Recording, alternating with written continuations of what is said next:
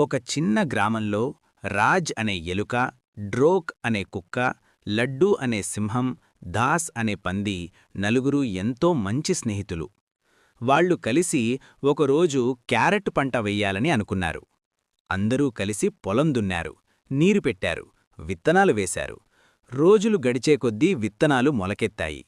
నలుగురూ కలుపు తీస్తూ ఎండనూ వాననూ లెక్క చెయ్యకుండా బాగా శ్రమించారు. వారి కష్టానికి ఫలితంగా క్యారెట్ పంట ఎంతో బాగా పండింది.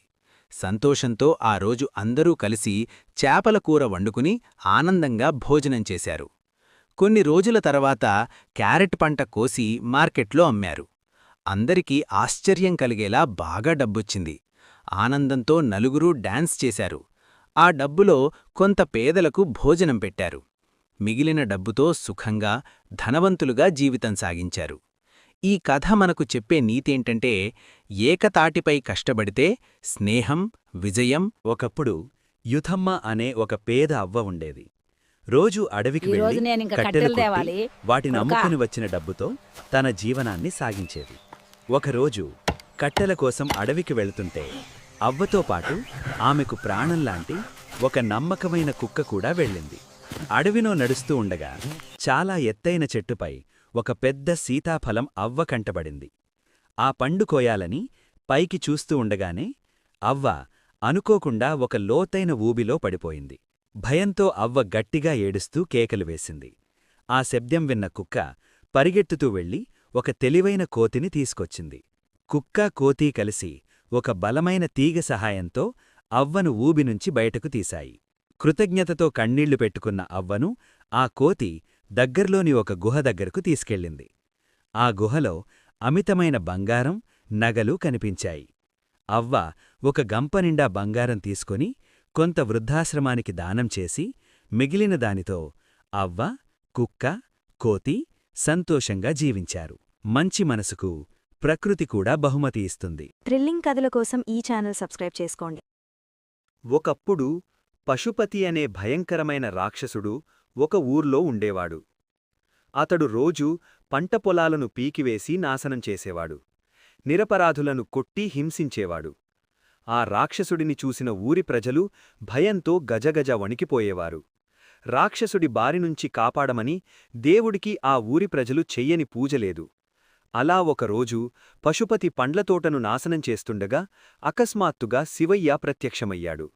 శివుడు పశుపతికి మంచి బుద్ధిని ప్రసాదించి అంతర్ధానమయ్యాడు. ఆ క్షణం నుంచే పశుపతి పూర్తిగా మారిపోయాడు.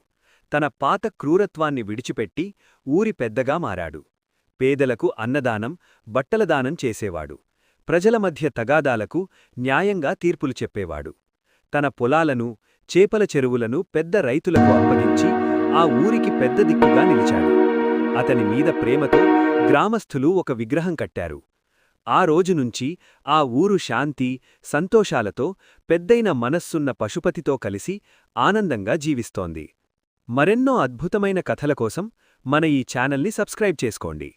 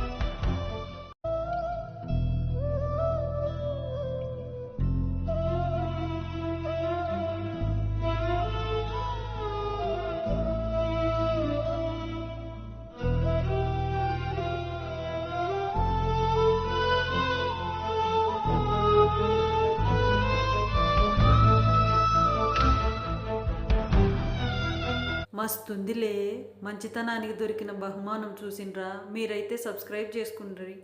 ఎలా ఉందో కామెంట్ పెట్టుర్రి.